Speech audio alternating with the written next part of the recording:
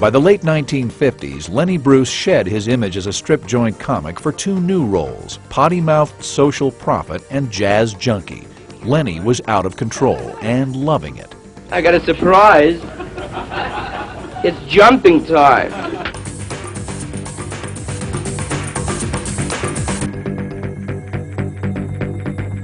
In 1959, Lenny Bruce was 34 years old and packing clubs coast to coast.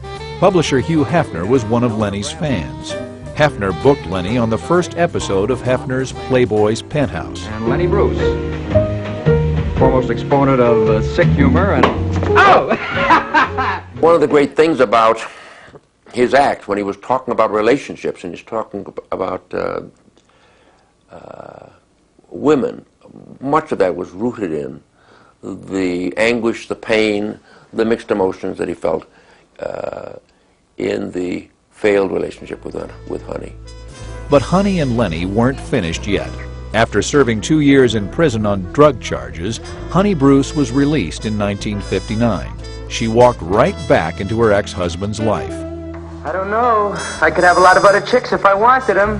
So why don't you? Then maybe you'd leave me alone. Because I don't want any other chicks. I want you, baby. Comedian Shecky Green. If she said to him, "Come here, Jew," you know, he'd go running. Yeah, just running like crazy. And she had that control over him. And I think she really was the only one in his whole life that had that kind of control over him. Honey and Lenny resumed their old tricks. Close friend Jojo D'Amore. He was using heroin, he was using methamphetamine, he was using Dilaudid. In August 1959, Lenny's habits caught up with him. While he was performing at Hollywood's Crescendo Club, Lenny got busted. Sheriff's Detective Joe Lesnick.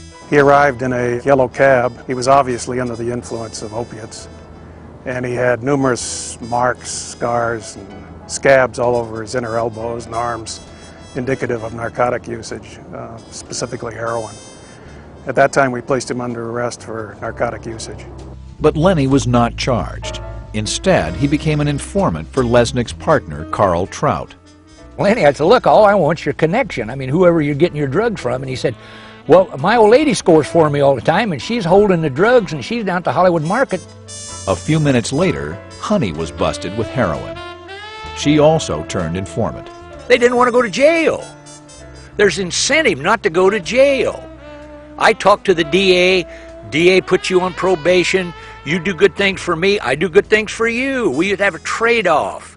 You know, it's let's make a deal time. That trade-off began a secret chapter in Lenny's life that lasted until his death. Lenny became a snitch. Oh, and a good one. A good one. I loved him as a snitch. He was a good snitch. Lenny's 1959 drug bust drove another wedge between Lenny and Honey. Lenny tried desperately to find a new woman. Lenny's pal, Frankie Ray. We were in St. Louis, and the boss's wife is sitting here. Lenny's in the middle, and I keep seeing Lenny's hand go under the thing, and he's always caressing the boss's wife's leg. She's just got such beautiful legs. He said, I just can't help it. I got to touch him.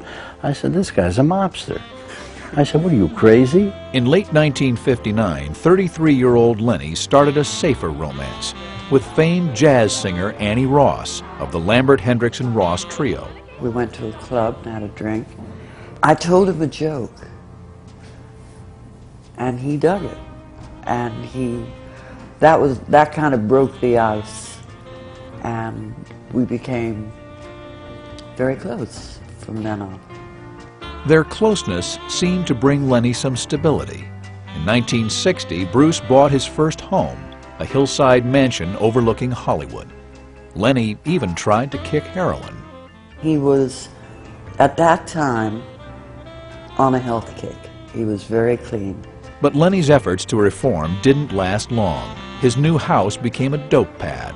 That place had the most gorgeous girls coming to see him.